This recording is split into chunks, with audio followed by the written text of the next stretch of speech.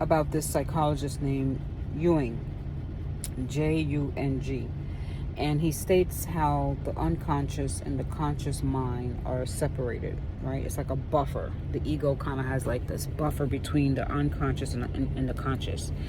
And people that have mental illness, they don't have that buffer. Like their ego is not able to distinguish between the two. So a lot of their trauma traits are coming from their unconscious. So to us, it seems primitive or savage because they're telling you like exactly what their trauma is, if that makes sense. So I got to thinking, I was like, that basically what is wrong with people that have these disorders, like from all these spectrums, like OCD, bipolar.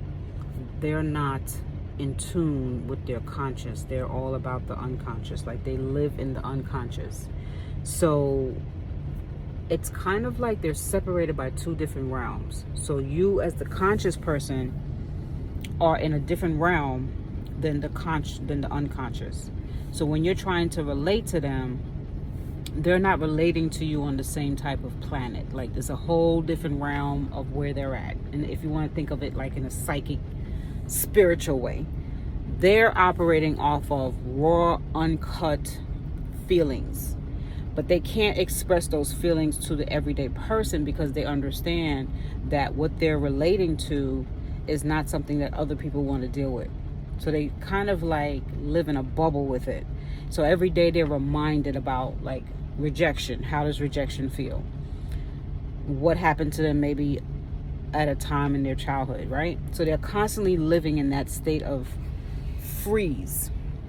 So when you're talking to them, you're thinking you're having a great conversation about the day.